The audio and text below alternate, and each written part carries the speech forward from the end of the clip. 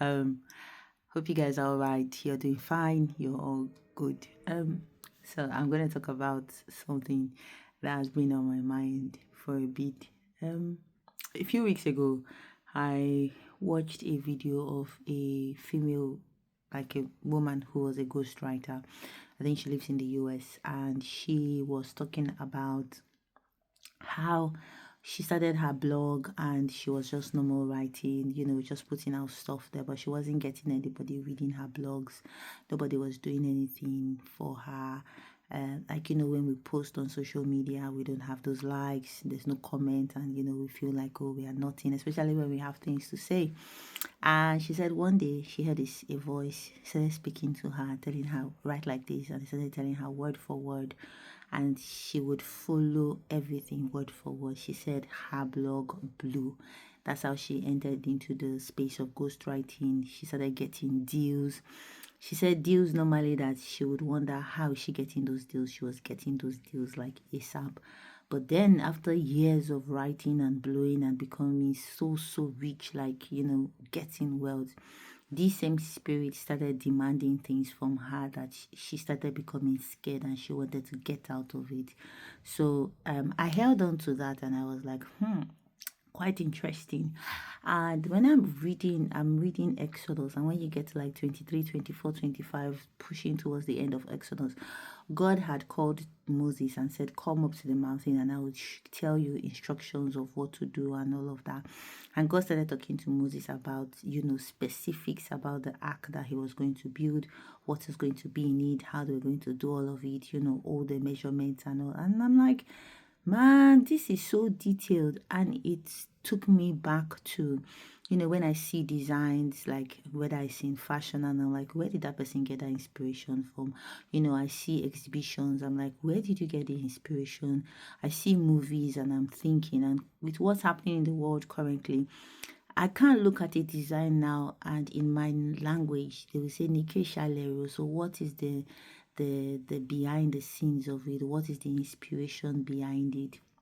So it made me to start thinking I have to be very careful what I consume and what I am dishing out. Even this video I'm making, that is content, I'm creating something. I have to now search myself and say, where am I? Where are you getting this inspiration?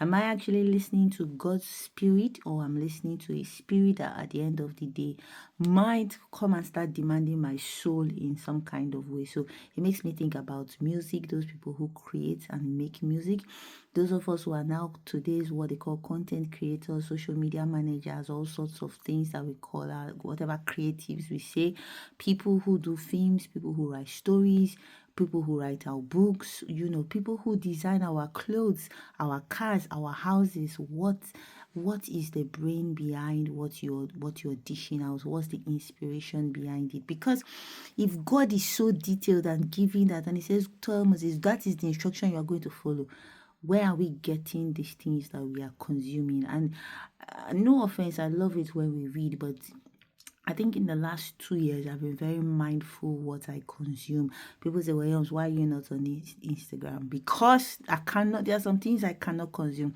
Why are you no longer listening to Afro beats and I don't know artists anymore. If you ask me, it's maybe old artists that I know, and I don't listen again. Not because I don't like good music or anything, but because I am careful of the lyrics that I am consuming. I'm very mindful of the books. It's like going to make to go and read Homo Deus, or what's that name? Homo sapiens. I know what is in that book. That book is wanting to tell us that we are going to be gods at the end of the day and sorts of rubbish. I know if you read that because it is not aligning to what I am. There are some clothes I cannot wear, some fashions, dresses or statements I cannot, bags, stuff, because I'm a curious child. I want to know what is the brain behind this. And after reading Exodus and also thinking back to that ghostwriter, I am now very like, oh Lord, I hope the content I'm making, it is not for my own selfish reason. I hope, and a few things have happened in my life in the last, let's say, 4 weeks, and I know that more, you have to be careful where your inspiration comes from, because God, true, He gives you inspiration. He gives you blueprints. He tells you how things are. That's why when someone says, you stole my idea, it's not about stealing the idea. It's to how to how to bring out that idea to make it, because there are spirits behind ideas and there's God. Oh, yo. Anyways, as a creative of whatever kind, whether in health, in arts, in medicine, in fashion, wherever it is, or whichever grammar we call ourselves, be very careful. Please be very careful.